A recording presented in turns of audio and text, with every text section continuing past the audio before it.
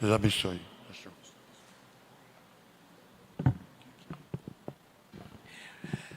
Eu gostaria de saudar toda a igreja com a graça e a paz do Senhor Jesus. Amém? Dizer da minha alegria de estar aqui de volta a Bancários, essa igreja que trago sempre no meu coração. Tem exatamente a mesma idade da Igreja Presbiteriana de Tambaú, 23 anos. Fomos organizados mais ou menos na mesma época. E tenho tido com essa igreja, seja na condição de pastor de uma igreja próxima, seja na condição de presidente de presbitério, quando estávamos todos juntos no Presbitério Sul da Paraíba, e mesmo em outras ocasiões, uma relação de muita alegria por vê-los sendo abençoados pelo Senhor e trazendo sempre o Evangelho a essa região tão importante da nossa cidade, para onde toda a cidade está se voltando em termos de crescimento. Fiquei muito feliz pelo convite, na verdade a honra é minha, quando o pastor Silvano, um querido amigo, me convidou e graças a Deus encaixou e deu tudo certo para que eu pudesse estar aqui com os irmãos nesse sábado. Estou também muito feliz por poder rever alguns irmãos, queridos amigos que tenho também nessa igreja, alguns de muito tempo atrás, né, de vários anos atrás, como o presbítero Jeroan, que está ali atrás. Fomos colegas de mocidade quando éramos praticamente um único presbitério na Paraíba e estávamos sempre juntos com a sua esposa que está ali, agradecidos a Deus pela vida dos irmãos. Também tenho muita alegria de poder estar aqui servindo com a palavra de Deus na igreja da nossa irmã Ivanilda, que é nossa secretária lá em Tambaú e que tem feito um trabalho tão abençoado. Sou muito grato a Deus pela sua vida e agradeço à igreja por ter cedido aí Ivanilda para estar com a gente também, dar um excelente testemunho, uma crente fiel ao Senhor, louvado seja Deus. Quero trazer uma palavra de saudação também ao pastor Cesário, que está aqui. Quanto tempo a gente não se via, né, Cesário? Que coisa boa, está vendo? Deus, na sua graça, nos permitiu estar aqui também. E uma palavra de saudação também ao presidente do Presbitério Leste da Paraíba, o presbítero Josafá, que também está aqui, um querido amigo. Portanto, eu estou com muitos motivos para estar aqui, mas há um especial.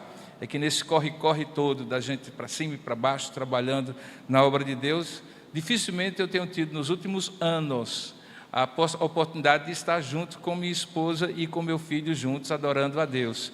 E Deus, pela sua graça, permitiu que a gente pudesse estar aqui. Séfora não teria condições, certamente, de me acompanhar nessa agenda corrida.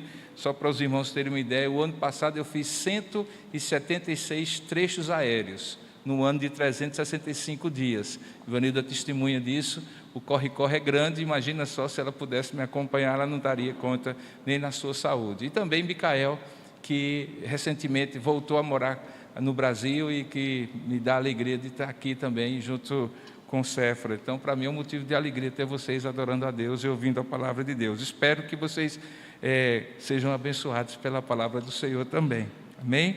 Quero trazer uma palavra de saudação em nome do sínodo da Igreja Presbiteriana do Brasil aqui, o sínodo da Paraíba. Todas as igrejas do nosso sínodo, seus 8 presbitérios, juntos agradecem a Deus pela vida da Igreja Presbiteriana dos Bancários e pede a Deus que essa igreja continue firme e forte nesse novo tempo de grandes reconstruções, renovações e de novos desafios para essa igreja. Nós temos olhado para essa igreja em oração e temos visto o Senhor estender sua mão e abençoar a vida do pastor Silvano, de todo o conselho, de todos os irmãos. E trago também, em último, mas não menos importante, uma saudação em nome do Mackenzie, que é em onde estou, represento como chanceler, pedindo a Deus que também continue com suas mãos estendidas para essa igreja. Eu gostaria de convidá-lo para juntos meditarmos na palavra de Deus, no livro de Mateus, o Evangelho de Mateus, onde juntos iremos ler no capítulo 16 de Mateus, um dos textos talvez mais conhecidos da Sagrada Escritura e um dos mais importantes para esse momento, que é o texto da palavra do Senhor de Mateus capítulo 16, a partir do verso 13 até o verso 20. Enquanto você abre a palavra de Deus e permanece com ela aberta diante dos seus olhos, ou acionada no seu dispositivo eletrônico, né, no seu celular, eu fiquei recentemente numa situação um tanto quanto vexatória, difícil. Eu estava numa dessas minhas viagens que eu mencionei aos irmãos, saindo da cidade de Cuiabá, num evento do Mackenzie e voltando para São Paulo. E na minha pressa no hotel, de alguma forma eu coloquei a minha carteira de cédulas e de identidade na mala que eu embarquei no voo. E quando eu cheguei no portão de embarque, eu estava com o meu cartão de embarque, passei pelo raio-x, cheguei na hora de embarcar e apresentei o cartão de embarque, a moça verificou, viu que eu estava lá, naquele determinado assento, que eu estava no voo certo, na companhia certa, e ela fez aquela pergunta costumeira: o seu documento, por favor. E aí eu procurei, não estava em nenhum bolso do paletó, procurei na mochila, que era a única coisa que eu carregava comigo, abri todos os bolsos, procurei em todos os lugares e não encontrei a carteira. E então eu disse assim: olha, aconteceu alguma coisa, eu acho que eu acabei perdendo minha carteira. E então ela disse assim: senhor, infelizmente as regras da ANAC dizem que o senhor não pode embarcar sem um documento pessoal, porque nós precisamos conferir se o senhor é o senhor. Eu disse: mas eu sou eu. Meu nome é Robson Grangeiro Monteiro, nasci no dia 14 de julho de 65, sou filho de Reginaldo Carneiro Monteiro, de Dona Asmasvete Grangeiro Monteiro. Meu RG é 939-501 SSPPB, meu CPF é 441-755-314-91, eu moro em tal lugar, disse o endereço, e a mulher foi vendo aquela minha aflição, e dizendo assim: eu sei que o senhor é o senhor, mas o senhor tem que provar que o senhor é o senhor. Mas eu estou provando, olha, faltou dizer o tamanho do meu sapato, do meu colarinho. E ela disse: eu sei, mas o senhor tem que ter um documento, porque o documento é que prova que o senhor é o senhor. E eu fui vendo as pessoas passarem, tentando achar uma solução. Naquela época não tinha, isso faz pelo menos uns 2 anos, não tinha a carteira digital como hoje a gente tem, então também não tinha como provar. Eu peguei meu único cartão, que era o cartão do Mackenzie, e entreguei para ela e disse assim: olha, eu sou essa pessoa aí, você pode ligar para esse número aqui e o pessoal vai dizer que eu sou eu. Mas eu não tinha nenhum documento com foto. E o pessoal foi passando e eu vi a hora eu estar ali sem poder embarcar. E quando a última pessoa passou, ela olhou para mim e viu que eu estava com um bottom do Mackenzie, com um Mzinho aqui, que é o símbolo da instituição. Disse: o que é que o senhor é no Mackenzie? Eu disse: eu já lhe entreguei meu cartão, eu trabalho no Mackenzie. Ela viu: e o que é ser chanceler? Aí eu fui dizer para ela o que era ser chanceler. A essa altura o embarque já estava acabando, né? E aí eu expliquei para ela, disse: meu filho é mackenzista, nós somos de São Paulo, eu vim morar aqui em Cuiabá, meu filho estudou no Mackenzie, meu marido também, e o pai dele também. Agora, eu estava assim, né? Tipo assim, e daí? Ela disse: o senhor não vai dizer a ninguém, nem meu nome, nem o nome da companhia, mas eu vou deixar o senhor embarcar por causa desse Mzinho aí, porque quem é do Mackenzie é do bem. E eu disse: ainda bem que essa mulher teve uma boa experiência com a instituição e chegou a essa conclusão, e eu embarquei. Então, quando eu dou minhas palestras sobre a instituição em outros lugares, eu digo: se não servir para qualquer coisa, você consegue até embarcar sem documento pessoal. Mas aquela história me fez pensar depois, já muito assim, depois, o que significa você provar que você é você? Até bem pouco tempo atrás, era ter um documento, era dizer assim, com essa cédula de identidade, preferencialmente uma foto, que você correspondia àquele documento. Mas aquele documento não dizia muita coisa sobre você, sobre o que você gosta, sobre a sua história de vida, sobre os seus valores, sobre suas crenças, sobre suas convicções. Dizia apenas a data, a sua filiação e pronto, e um número. Depois as pessoas entenderam que era necessário que, além disso, uma marca, por exemplo, de uma digital que você tem e só é sua, pudesse também estar associada à sua identidade. De modo que começaram a identificar quem você é, não apenas por um documento, fosse ele qual fosse, mas também por uma marca que você pode colocar. Por isso que no documento também tem a sua marca. Mas com o passar do tempo, as pessoas começaram a descobrir que até mesmo a digital, se não pode ser repetida, pode eventualmente ser apagada. Pessoas que, por exemplo, trabalham com produtos químicos, com o passar do tempo, acabam perdendo as linhas da digital e podem até não ser identificadas. E então as pessoas começaram a inventar uma forma de identificar pela íris do olho. Porque também diz que é uma marca individual que ninguém pode repetir. Ou então pelo reconhecimento facial, que hoje as pessoas usam até mesmo em aplicativos, né? Por exemplo, eu não consigo lembrar as minhas senhas, mas quando eu preciso acessar até mesmo o celular, eu simplesmente coloco na frente da câmera e ele reconhece os traços, as linhas do meu rosto e dizem, você é você. Eu já sei, mas o celular precisa saber para que eu possa entrar e acessar os aplicativos. O que significa a identidade de quem você é? O que significa a identidade de uma igreja? Uma igreja com 23 anos já tem uma identidade. Imagine uma igreja de 130, 135, 140, 150 anos, como recentemente eu preguei em algumas. Uma delas, a Igreja Presbiteriana de Rio Claro, em São Paulo, com 150 anos de vida. Essa identidade mudou, ela é a mesma de 150 anos atrás, quando ela iniciou? Provavelmente não, assim como eu também não sou aquele menino que nasceu em Campina Grande depois de 58 anos de vida. O que é fixo, que não muda na identidade de alguém, na identidade de uma igreja? E o que é que muda e varia com o passar do tempo, pelas experiências que a gente tem? Me parece que a resposta para esta pergunta, e particularmente para também aplicar ao seu coração e aos seus 23 anos dessa igreja, está nesse texto, que eu lhe convido agora para ler, e para dele, pela graça de Deus, extrair ensinamentos para nós. Veja o que é que diz a Escritura Sagrada em Mateus capítulo 16, do verso 13 adiante, naquilo que ficou conhecido pela história como a confissão de Pedro. Diz assim a palavra de Deus: indo Jesus para os lados de Cesareia de Filipe, perguntou a seus discípulos, quem diz o povo ser o Filho do Homem? E eles responderam, uns dizem João Batista, outros Elias, e outros Jeremias, ou algum dos profetas. Mas vós, continuou ele, quem dizeis vós que eu sou? Respondendo Simão Pedro, disse, tu és o Cristo, o Filho do Deus vivo.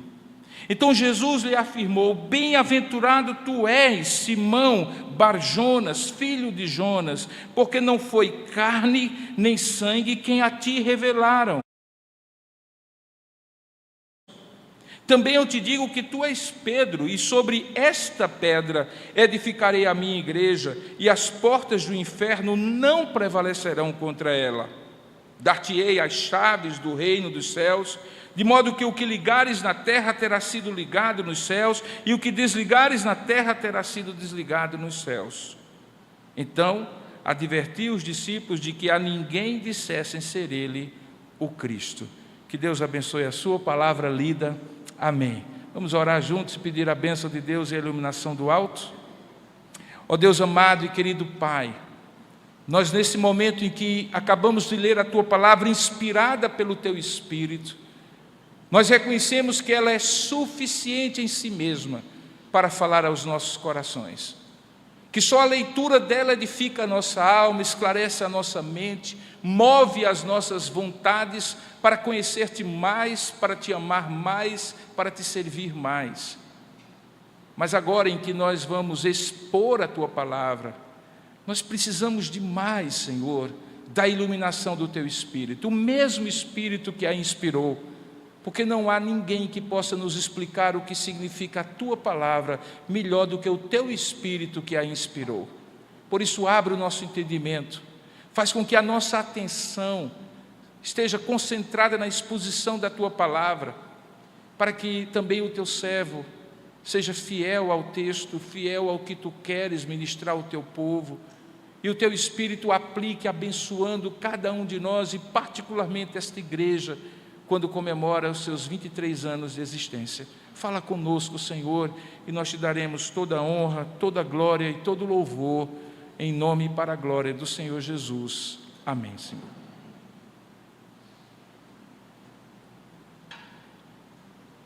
O livro de Mateus começa a partir desse instante a dar uma verdadeira guinada. Para ser mais exato, a partir do capítulo 10, Jesus claramente demonstra que o seu propósito de vir ao mundo para salvar os seus eleitos precisava convergir para uma formação mais intensa e mais intencional daqueles discípulos que ele queria que continuassem a sua obra e que ele chamou de apóstolos.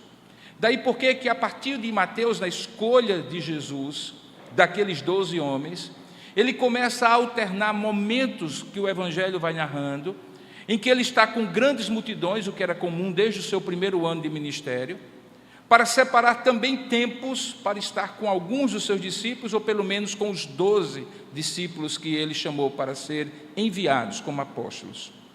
Nesse texto, particularmente, Jesus, diz dos Evangelhos de Mateus, estava indo para um lado que era uma região norte de Israel, ainda hoje está ali naquela região, chamada Cesareia de Filipe. Jesus tinha um costume de, em alguns momentos, sair com os seus discípulos e apóstolos para retiros espirituais. E a partir dessa época isso se torna mais constante. Esse era um dos momentos em que Jesus iria separar os seus discípulos para um momento de maior intimidade, de ensino mais profundo e de preparação para a obra que eles haveriam de continuar. A região para onde eles foram, no entanto, não era a região mais religiosa de Israel, que ficava ao sul, centralizada na cidade de Jerusalém, onde havia o templo. Curiosamente, Jesus vai para a região mais pagã que havia naquela época, a chamada Galileia dos gentios, conforme o profeta. A região já tinha esse nome, particularmente essa cidade, Cesareia de Filipe, porque era uma região profundamente influenciada pela cultura greco-romana. A Grécia tinha colonizado aquela região como grande parte do Oriente Médio, e naquela região a língua mais comum era o grego koiné, mais do que o hebraico. E ela tinha sido conhecida a partir daquele momento em que ela começou, naquela cidade chamada Cesareia, em homenagem justamente ao César romano. E não era apenas Cesareia no sentido do César romano, mas Cesareia de Filipe, um dos 4 filhos de Herodes o Grande. Portanto, naquela região não havia uma forte influência do judaísmo, do templo, do judaísmo de Judá, da região da Judeia, de Jerusalém. Era uma região pagã, mas curiosamente Jesus vai para aquele lugar com um propósito muito claro. Diz o texto que em determinado momento ele faz uma pergunta relacionada à sua identidade. Ele diz assim: o que o povo diz ser o Filho do Homem? Filho do Homem era a expressão que ele usava para si mesmo, advinda do livro de Daniel. Será que Jesus estava aqui numa crise de identidade? Ele não sabia quem ele era e, portanto, precisava que o povo pudesse dizer quem ele era? Certamente que não. O Verbo que se fez carne e habitou entre nós tinha plena consciência, desde o seu envio pela Trindade para cumprir a missão da redenção, quem ele era. E mesmo Jesus, aquele filho de Maria que nasceu em Belém, conhecia desde sempre qual era o seu propósito. É bom lembrar que, por exemplo, aos 12 anos de idade, ele foi achado no templo, depois de ter adorado com os seus pais terem seguido para a sua cidade, e quando os seus pais aflitos voltam e o encontram entre os doutores do templo, a resposta que ele diz é: convinha a mim estar na casa do meu pai. Portanto, aos 12 anos de idade, Jesus já sabia quem ele era. Na verdade, ele sabia desde sempre. Aqui, então, ele não estava numa crise de identidade. É porque identidade não é apenas aquilo que você tem condição de dizer de si mesmo, aquilo que você chamaria de autoconceito, daquilo que você sabe que você é e que você não é, de sua história, de sua origem, de suas fraquezas e suas virtudes. Mas é também aquilo que os outros reconhecem em você. Identidade é como uma nota com 2 lados. Por um lado, você diz quem você é, mas o valor de face é aquilo que os outros estão dispostos a reconhecer em você. Jesus queria compreender que, se depois daquele tempo todo de ministério, as multidões tinham tido a capacidade de perceber quem ele era, para além de um homem, para além de um homem que fazia milagres, sinais e prodígios, para além de um homem que era um judeu piedoso, que cumpria a lei, que não veio para revogar a lei, que tinha ensinamentos maravilhosos. O Evangelho de Mateus, por exemplo, se estrutura em 5 grandes sermões, que começa com o Sermão da Montanha em Mateus 5 e termina com o Sermão das Últimas Coisas, o sermão escatológico em Mateus capítulo 24. Ele era um grande orador. No final do Sermão da Montanha, diz que as multidões se maravilhavam com a sua doutrina, porque ele as ensinava como quem tem autoridade, não como os escribas e fariseus. Portanto, de certa maneira, a multidão sabia que ele não era, sabia quem ele não era, sabia do que ele se distinguia, sabia qual era a identidade, mas Jesus queria saber se eles conseguiam entender qual era a identidade mais profunda do seu ser. Por isso ele pergunta: quem diz o povo ser o Filho do Homem? As respostas mostram que as multidões não sabiam de fato quem Jesus era, porque os discípulos respondem no versículo 14, você pode acompanhar, uma série de respostas. Eles dizem assim: não, tu és o João. Eles dizem que o Senhor é João Batista, mas obviamente Jesus não era João Batista. João Batista já tinha, naquela época, encerrado praticamente o seu ministério, já tinha sido preso.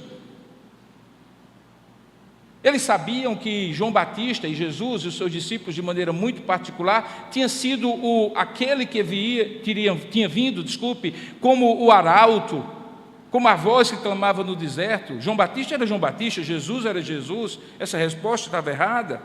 Outros, segundo o texto, diziam que ele era Elias, porque havia uma tradição de que Elias voltaria, não reencarnado, como alguns querem dizer, mas na pessoa de um novo profeta, com o mesmo poder, com a mesma capacidade de operar milagres, sinais e prodígios, como Elias do Antigo Testamento também o fez. E o próprio João Batista havia cumprido esse papel. Depois eles dizem que outro grupo dizia que ele era Jeremias ou algum dos profetas. Portanto, eles estavam meio que atirando em todos os lados, refletindo a opinião corrente, que era uma opinião diversificada. E é curioso que em determinado momento, depois de perceber, confirmar que a multidão que estava mais longe não conseguia reconhecer quem Jesus realmente era, Jesus se volta para os seus discípulos a partir do verso 15 e diz assim: mas vós, eu quase que consigo imaginar a coreografia de Jesus. Quem o povo diz que eu sou? E eles começam a falar, mas em determinado momento, quase que como apontando o dedo para eles: mas vocês, quem vocês dizem que eu sou? É isso que ele pergunta no versículo 15.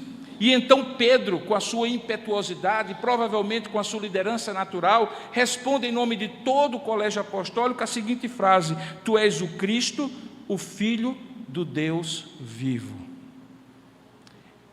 Esta frase, que passou para a história como a confissão petrina, a confissão de Pedro, revela coisas importantes acerca da identidade de Cristo. A primeira delas é que Cristo era o Messias. A palavra Cristo aqui é tradução da palavra ungido, o Messias. Portanto, para um judeu como Pedro, que frequentava a sinagoga de Cafarnaum a vida toda, que tinha pais judeus, faziam parte de uma história judia, dizer assim: tu és o Cristo, significava que eles reconheciam que Jesus era o Messias prometido e esperado há séculos. Isso era importante. Mas diz também que, apesar de ele ser o Cristo, ele também era o Filho do Deus vivo. E aqui nós temos um problema sério, porque, como vocês sabem, o judeu, ainda hoje, ele é monoteísta, como nós, mas ele é unitarista. Significa dizer que ele não crê na Trindade, ele não crê no Pai, no Filho e no Espírito Santo. Eles creem apenas no Pai, relembrando a famosa confissão de fé judaica, a Shema, ou Shema, que diz assim: ouve, ó Israel, só há um único Deus, e o teu Deus é o único Deus. Portanto, reconhecer que havia um Deus único, mas que tinha um Filho, e que esse Cristo, esse Messias, era o Filho desse Deus vivo, era reconhecer duas coisas importantes: que Jesus era uma pessoa que tinha duas naturezas, que ele era 100% homem, por isso era o Messias, mas ele também era 100% Deus, porque ele era filho do Deus vivo, o próprio Deus. Aqui está a identidade de Jesus Cristo, que de certa maneira, como nós vamos ver depois, também reflete a identidade da igreja que ele funda, que também tem aspectos que a fazem uma instituição humana, mas também tem a sua essência, a sua natureza essencialmente divina. Você vai ver que, diante daquela afirmativa, aqui no verso 17, Jesus louva a Pedro, chamando de bem-aventurado, mais do que feliz, mais do que afortunado, mais do que agraciado. Por quê? Porque ele havia acertado o quiz, acertado o questionário? Não. É porque aquela resposta que ele, como judeu, formatado e configurado a pensar como judeu, só seria possível mediante uma revelação do próprio Deus a Pedro, que quebrasse os paradigmas, os esquemas mentais, as limitações do pensar judaico. E é isso que ele diz, veja o que ele fala no versículo 17: Tu és mais do que bem-aventurado, Simão, filho de Jonas, porque não foi a carne e o sangue, uma expressão significando algo natural, não foi naturalmente que você chegou a essa conclusão, mas foi o Pai que está nos céus quem a ti revelou. O que ele está dizendo é que só é possível conhecer na plenitude quem é Jesus Cristo mediante uma revelação de Deus, que Pedro recebe, mas que cada um de nós em algum momento recebe, nesse momento da história e do tempo da redenção, por meio da palavra e da pregação do Evangelho. Ninguém descobre Jesus, ninguém adivinha quem é Jesus, ninguém busca nos livros e na ciência uma definição perfeita de quem é Jesus. Embora a história possa nos dar indícios, é somente por meio da revelação de Deus que alguém, não naturalmente, mas sobrenaturalmente, vem conhecer Jesus. Mas é também somente sobrenaturalmente que uma nova realidade de um novo povo vem a ser vivenciado por cada um de nós, que se chama igreja. Porque logo depois, como se fosse algo completamente fora da conversa, como se fosse um tópico novo, porque se você perceber até aqui, a questão era a identidade de Jesus, mas a partir desse ponto, não apenas a identidade de Jesus, mas aquilo que Jesus faria para dar uma nova identidade aos seus discípulos, chega no centro da conversa.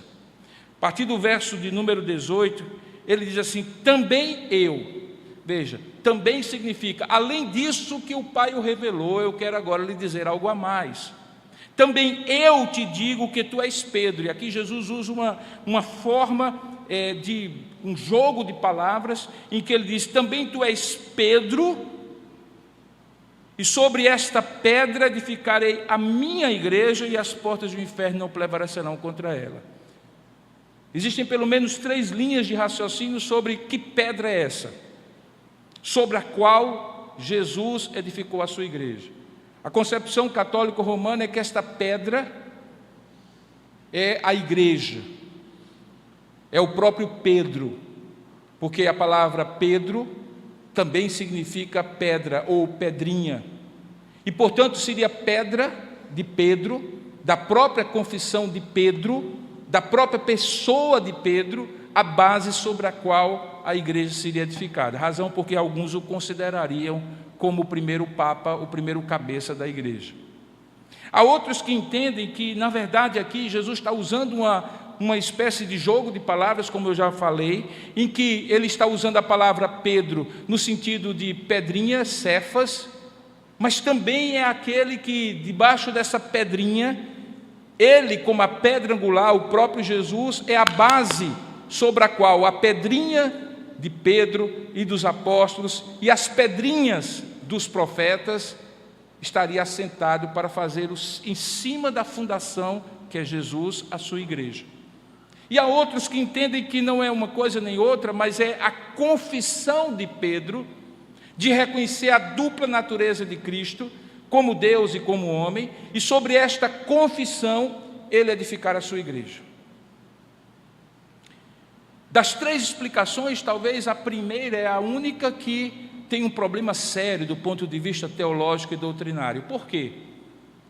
Porque considerar um homem o cabeça da igreja, o chefe da igreja, o sumo sacerdote, o sumo pontífice, vai contra tudo aquilo que o restante da Escritura ensina. Em que Jesus é o cabeça da igreja, em que Jesus é o fundamento da igreja, em que Ele é o sumo sacerdote da nossa confissão, e não deu isso a ninguém, nem a um homem, nem a homens. Entender que, das duas outras últimas formas, o que está em jogo não é dizer que um homem ou a confissão de um homem é o fundamento da igreja, é o que talvez queira ou nos dê hoje à noite uma condição melhor de compreender o que é que uma parte do texto tem a ver com outra. Eu particularmente entendo que o que ele está dizendo aqui é que, baseado na confissão de fé de Pedro, que seria a mesma confissão de fé de todos os apóstolos, e a minha e a sua confissão de fé, ele estaria edificando a sua igreja. E aqui me chama muita atenção, porque se inicialmente Jesus está dizendo que ele queria saber qual era a opinião ou a identidade que os outros, a multidão e depois os seus discípulos conseguiu identificar para dizer quem ele era, agora Jesus está dizendo que uma vez que eu me identifico, ou melhor, que eu identifico Jesus naquilo que ele é, em quem ele é, eu tenho condição de fazer uma confissão de fé. Isso vai ao encontro de Romanos capítulo 10, que diz que todo aquele que crê no seu coração e confessar com a sua boca será salvo. Portanto, não é apenas uma questão de reconhecer que Jesus Cristo é Filho de Deus e o Messias, porque certamente nos evangelhos houve muitos que reconheceram isso. Mas há uma diferença entre reconhecer como um assentimento intelectual, fazer sentido, compreender que esta é uma verdade, que a história, que as Escrituras demonstram, e outra coisa é confessar esse Jesus, que você reconhece como Filho de Deus e como Messias, como seu Salvador pessoal. É possível acreditar em Jesus Cristo, reconhecer que Ele é um grande profeta, um grande líder religioso, um grande filósofo, um homem ético, e apesar disso, não reconhecê-lo como Messias, nem muito menos como Filho de Deus. Mas pior do que isso, é saber que Ele é Filho de Deus e que Ele é o Messias, e mesmo assim não fazer uma confissão pessoal acerca de Jesus Cristo, chamando-o de meu Senhor, meu Salvador, meu Deus e meu Rei. O que Pedro fez aqui foi dizer assim: não é apenas porque nós te reconhecemos como Cristo, o Filho do Deus vivo, como Messias, é que isso nos fez estar aqui te seguindo como discípulos e sermos por ti enviados como apóstolos. Identificação leva à confissão de fé, e confissão de fé é a base para alguém fazer parte da igreja de Cristo. Quando nós batizamos alguém, quando você foi batizado nesta igreja como adulto, foi preciso que você dissesse que cria na palavra de Deus como sua única regra e fé e prática, que você acreditava na existência de um único Deus que subsiste em três pessoas, o Pai, o Filho e o Espírito Santo. Foi preciso dizer que você reconhecia que é pecador por natureza, e por natureza você seria condenado pelos seus pecados a uma eternidade longe de Deus. Foi preciso dizer que você reconhece a obra de Jesus na cruz, e pela fé que Ele depositou no seu coração, tendo o seu coração regenerado, você o confessa como Senhor e Salvador da sua vida, e só aí, depois da sua pública profissão de fé, assim como foi pública a profissão de fé de Pedro, você foi batizado. Igreja não é um clube que você se associa porque seu pai era sócio remido do clube e passou o título para você. Igreja não é uma associação de pessoas, embora legalmente seja esse o instituto legal que a explica, mas não é uma associação de pessoas que você paga uma mensalidade, que no caso nosso chama-se dízimo. Igreja não é um clube de serviço, embora ela possa servir e tem servido muito à sociedade. É só olhar ao longo de 2000 anos da história que as grandes iniciativas de educação, saúde e transformação social partiram via e regra de cristãos confessos. Mas igreja é mais do que isso. Ela é fruto do reconhecimento individual da identidade de Jesus Cristo e da confissão de fé individual de Jesus Cristo como Senhor, como Messias e como Deus vivo. Nós não estamos aqui comemorando há 3 anos de uma organização eclesiástica, de uma associação registrada em cartório chamada Igreja Presbiteriana dos Bancários. Nós estamos comemorando aqui que em 23 anos, dezenas, centenas de pessoas como vocês que estão aqui e outros que não estão mais aqui, foram alcançados pela pregação do Evangelho feita em nome desse Cristo, por esta igreja, quando ela ainda era o início de um projeto. E essas pessoas individualmente foram sendo alcançadas por Cristo, reconhecendo quem Ele era, se identificando com Ele e professando a sua fé. Pedro coloca isso dizendo que nós somos pedrinhas de um edifício vivo, cujo cabeça é Jesus Cristo. É isso que nós estamos comemorando aqui. Mas olha que coisa interessante, é que ao mesmo tempo que ela é toda essa dimensão sobrenatural, ela é posta na mão de homens. Assim como o Deus eterno, infinito em seus atributos e valores, se limitou a um homem nascido no tempo e no espaço, na plenitude dos tempos, nascido de mulher, sob a lei, para resgatar os que estavam debaixo da lei, como diz Gálatas 4:4. A natureza da igreja reflete a natureza do seu cabeça. Por isso que Pedro não pode ser o cabeça da igreja, porque embora ele fosse um apóstolo, ele era 100% homem, e mesmo como homem era pecador, mas nunca foi 100% Deus, e a igreja precisa ser uma realidade 100% divina, mas ao mesmo tempo 100% humana. Por isso que ela tem defeitos, por isso que ela passa por crises, por isso que ela tem limitações, por isso que ela comete erros. A nossa confissão de fé diz, por exemplo, acerca do nosso modelo de governo, que é baseado em concílios. Temos um conselho, um presbitério, um sínodo, um supremo concílio, que os concílios erram e frequentemente têm errado. Por quê? Porque é feito de homens. Mas apesar de ser feito por homens, porque ela é divina, as portas do inferno não prevalecerão contra ela, quer os homens passem ou fiquem, quer os homens acertem ou errem. Existe um mistério divino, gracioso, que Deus preserva a sua igreja apesar de mim, apesar do pastor Silvano, desses presbíteros, apesar dos diáconos, dos irmãos dessa igreja. Nós não somos capazes de destruir a obra que Cristo fez. Nós não somos capazes de arrancar a semente que Jesus colocou nos seus corações. E é isso que Jesus quer dizer quando diz assim, sobre esta pedra edificarei a minha igreja, daqueles que confessam como tu, Pedro, confessaste que eu sou Deus e sou também homem, e as portas do inferno não prevalecerão contra ela. Para você compreender esse texto, essa última frase, você precisa lembrar de qual era aquele lugar. Eu falei que era Cesareia de Filipe, falei para você que era uma terra de pagãos. Se você ainda hoje for a Israel e for para a região que hoje é conhecida como a região do Bânias, as nascentes do rio Jordão, que vem lá dos montes do Líbano, você vai ver um lugar aprazível, várias fontes de água, pequenas fontes de água e córregos, muitas pedras, e um paredão enorme. E nesse paredão enorme você vai ver buraquinhos que eram feitos na rocha pelos pagãos que viviam ali, onde eles colocavam os seus deuses, os seus ídolos, e faziam as suas oferendas e as suas preces e os seus sacrifícios. Provavelmente Jesus estava diante daquele paredão e daqueles pequenos nichos, todos eles tinham uma boca enorme de um buraco na rocha, uma gruta, onde se dizia que ali era a entrada, a boca do inferno. Jesus usa a palavra relacionada ao mundo dos mortos aqui, que algumas vezes na Escritura Sagrada é traduzida por inferno.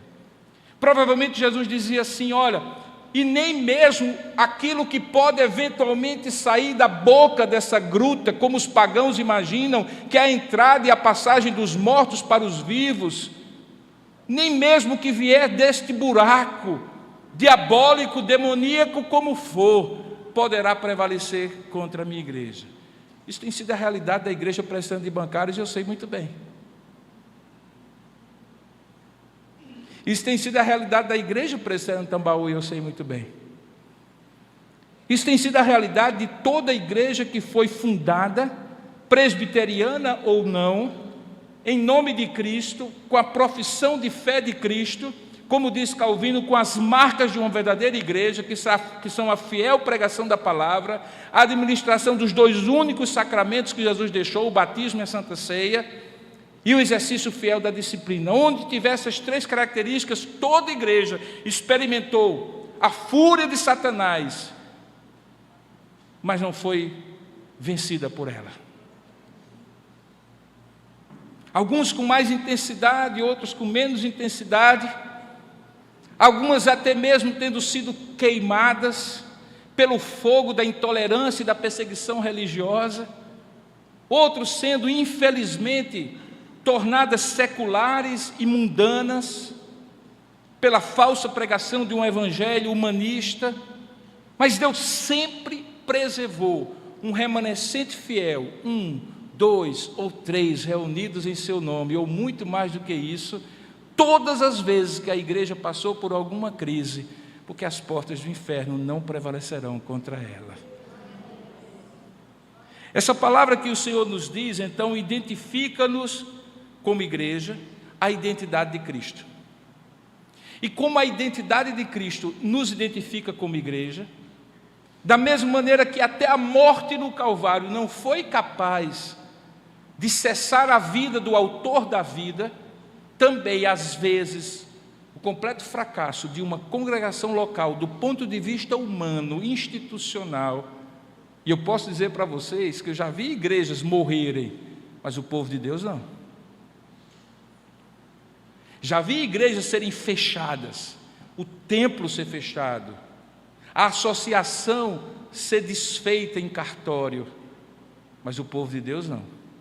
Deus sempre preservou, porque as portas do inferno não prevalecerão contra ela. O que nós podemos,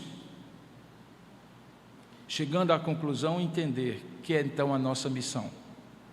Como foi que Jesus começou? Jesus perguntou: o que é que os outros dizem? Como é que Jesus termina? Ele diz assim: então advertiu os discípulos de que a ninguém dissessem ser ele o Cristo. Espera aí.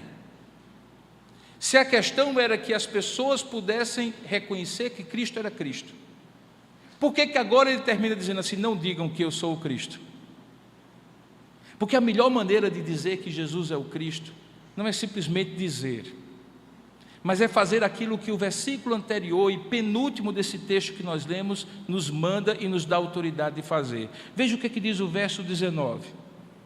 Ele diz assim: eu darei a você, Pedro, e aos meus discípulos e ao meu povo as chaves dos céus, do reino dos céus. E o que ligares na terra terá sido ligado nos céus. Não é será ligado, terá sido ligado. Será um reflexo na terra do que já aconteceu nos céus como vontade de Deus. Assim como Ele nos ensina a orar: seja feita a tua vontade aqui na terra como é feita no céu. Porque a vontade de Deus se estabelece na terra, mas primeiramente se origina no céu. Mas diz também que aquilo que desligares na terra terá sido desligado nos céus. O que significa isso? As chaves do reino. E a quem Deus deu as chaves do reino?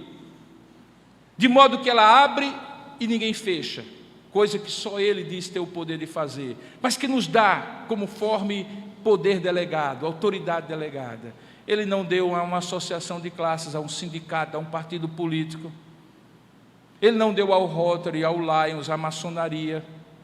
Ele não deu a um clube de futebol. Ele não deu a nenhuma instituição, porque nenhuma dessas instituições, sejam elas boas ou ruins, tenham feito ou não bem para a humanidade, a nenhuma delas foi dado o poder de pregar o Evangelho. Como é que a igreja se torna viva sempre? Pregando sempre o Evangelho. Como é que ela abre as portas dos céus para os pecadores? Pregando o Evangelho. Perceba então a grande missão que nós temos, queridos. Não é apenas dizer que Jesus é o Cristo.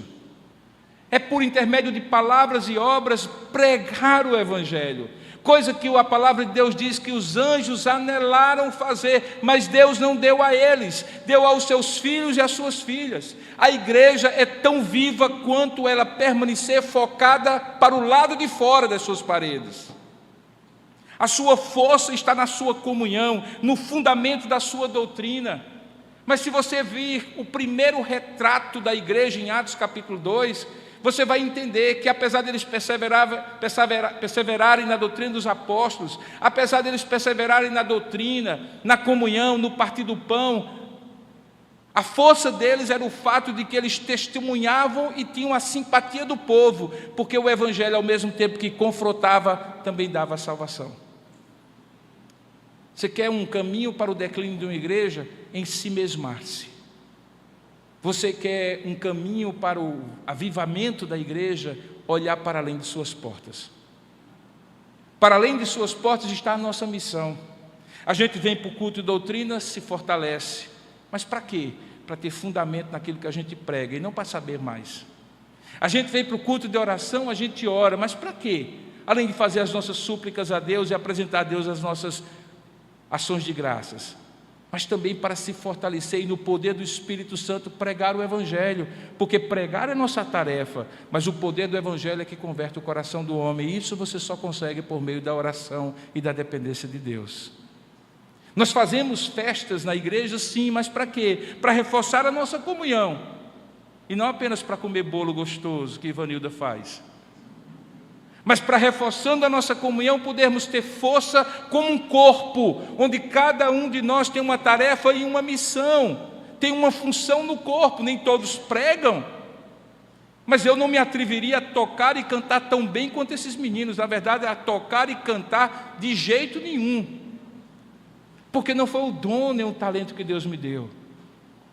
Perceba então, Igreja Presbiteriana dos Bancários, que aos 23 anos de existência dessa igreja, Deus está lhes renovando a missão de pregar. Quando essa igreja surgiu como projeto do plano missionário cooperativo, há 23 anos, ou um pouco mais do que isso, foi porque se identificou que nessa cidade, nesse lugar, 25 anos ou 24 anos atrás, a cidade cresceria para esse lado e precisaria ter aqui um farol do Evangelho. É vocês. Deus não tirou desse povo que chegou recentemente, assim como não tirou do povo que desde aquela época, se alguém estiver aqui ainda. Não tirou dos pastores que passaram, nem tirou do pastor que está, dos presbíteros que passaram, nem dos presbíteros que estão. Porque a missão transcende as gerações. A missão vai além das pessoas, dos nomes, dos rótulos. Porque a igreja é de Cristo, assim como você é de Cristo. Você terá uma identidade tão forte quanto for a identidade de sua confissão e da sua missão, porque o que dá fortaleza à sua vida é você ter missão de vida. E aqui eu volto para a história que eu contei no início. Quando me faltou argumentos para provar que eu era eu, a instituição me ajudou com um pequeno botão. Se tem uma coisa que uma igreja viva pode lhe ajudar, é quando você estiver em dúvidas de quem você é e com a missão que Deus lhe deu, olhar para quem é a igreja e qual é a missão que Deus deu a ela. Eu costumo dizer, irmãos, que a gente passa muitas lutas na igreja. Igreja é como uma família, na verdade é a família de Deus. Eu duvido que tenha uma família aqui, a minha não é assim, que você concorda sempre em todo o tempo, que todo mundo está indo para o mesmo lugar e querendo a mesma coisa, que não há conflitos em que um quer o espaço do outro, ou que um acha que tem mais direito do que o outro. Agora, eu duvido muito que qualquer família saudável, ao ser atacada de fora para dentro, não se une e diga assim: aqui não, a gente resolve os nossos problemas entre nós, mas quando vem alguém de fora, todos nós estamos firmes, porque somos uma família. Assim é a igreja. A maior bênção que Deus pode dar a um cristão nos tempos de hoje é fazer parte de uma congregação local, é ver os seus filhos crescendo na igreja, é encontrar a sua realização e o seu serviço na igreja, é amar estar na igreja e fazer parte dela. Na igreja não há lugar para assistentes, para ouvintes, para espectadores. Sua fé decai, enfraquece. Se você entra e sai da igreja, no máximo você participa do culto de um domingo e dá uma pequena contribuição para a descarga de sua consciência.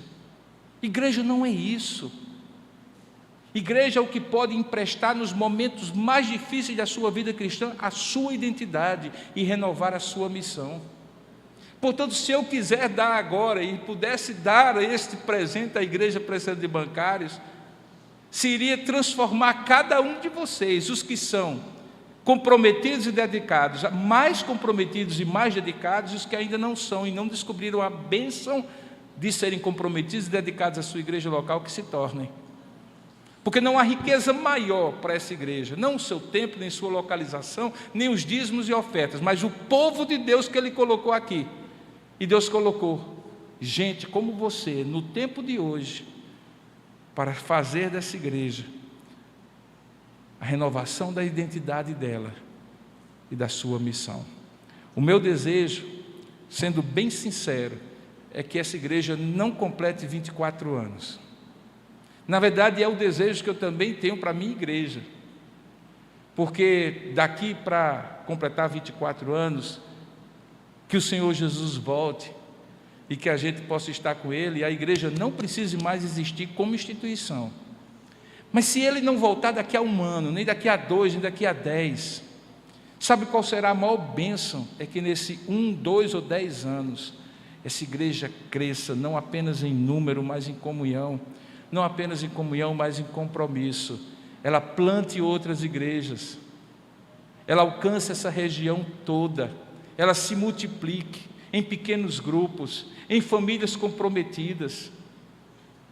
Eu estava conversando hoje à tarde com minha mãe, e ela disse uma coisa que me chamou muita atenção. Ela disse: meu filho, tanta gente se converteria se nós crentes não dessemos algumas vezes um testemunho tão ruim de Jesus. A igreja, ou ela serve de canal de bênçãos, ou ela serve de muro para as pessoas não serem abençoadas. Que você seja canal de bênçãos, que você seja um presente para essa igreja nos seus 23 anos de existência. Ao fazer isso, a sua identidade e a sua missão individuais serão renovadas para a glória de Deus. Amém? Vamos nos colocar de pé nesse momento?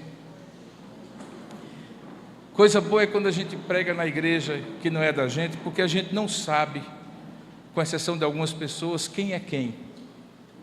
Então não sei se todos aqui são membros da igreja, se temos convidados aqui, mas eu sei de uma coisa, que aos que são membros dessa igreja, aos que chamam essa igreja de minha igreja, porque se congregam aqui, mesmo que ainda não tenham se tornado membros, eu gostaria de lhe convidar a fazer uma oração simples, mas se for sincera, ela é uma oração poderosa na presença de Deus. Senhor, faz-me cada vez mais identificado e comprometido com a missão dessa igreja. Você pode fazer essa oração comigo agora? Curva a sua cabeça, feche seus olhos. Ó Deus amado e querido Pai, nesse momento nós nos entregamos na Tua presença como Tua igreja, que se congrega localmente neste lugar, conhecido como Igreja Presbiteriana dos Bancários, que há 23 anos, um pouco mais, começou nessa região da cidade, e que ao olhar para trás, vê as lutas e desafios que superou, e com ações de graças nesse momento diz: muito obrigado, Senhor, porque não ficamos no caminho, porque o Senhor nos renovou e nos deu um novo dia, nova oportunidade para te servir, para ser testemunha tua neste lugar. Ó Deus, eu quero te pedir agora, intercedendo a Ti, em nome de Jesus, que os corações aqui presentes, de filhos e filhas Tuas, que aqui se congregam, que se tornaram já membros dessa igreja, sejam abençoados por essa mensagem, que aqueles que estão acomodados sejam incomodados, e que aqueles que estão incomodados sejam confortados com a reafirmação de que aqui foi o lugar onde o Senhor os colocou, para terem cada vez mais a identidade de Cristo e para cada vez mais cumprir a missão da igreja, que é a missão de Cristo.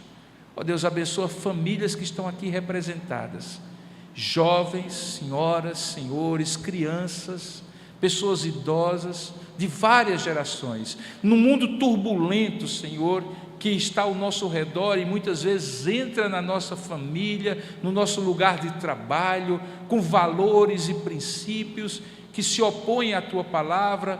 Faz dessa igreja o lugar de refúgio, de fortalecimento e de crescimento para os Teus filhos e filhas que aqui se congregam, Pai, como lugar de preparação e de capacitação para sair e pelo Teu Evangelho ligar aquilo que o Teu céu, a Tua vontade no céu já tem ligado, para a salvação de pessoas, transformação de famílias e da sociedade. Abençoa esta família, particularmente esta família chamada Igreja Presbiteriana dos Bancários.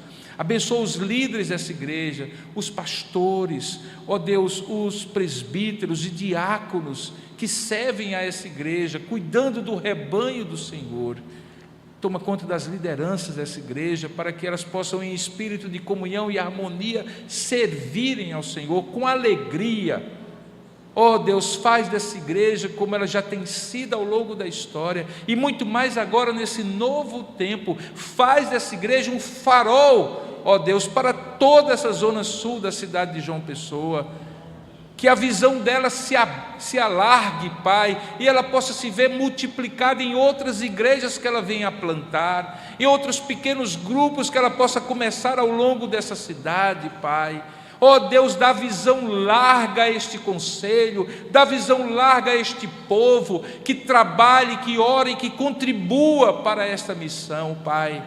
Ó Deus, faça isso, e enquanto nós fazemos o que a nós cabe fazer, derrama do Teu Espírito sobre esta igreja, para que, cheios do Teu Espírito, sejamos testemunhas tanto em Jerusalém, como em toda a Judeia, e até os confins da terra, Pai, porque é para isso que nós aqui estamos, e por isso nós Te conhecemos como Cristo, o Filho do Deus vivo. É em Teu nome, Jesus Cristo, que nós Te oramos e Te agradecemos. Amém e amém. Deus os abençoe e podem sentar, irmãos.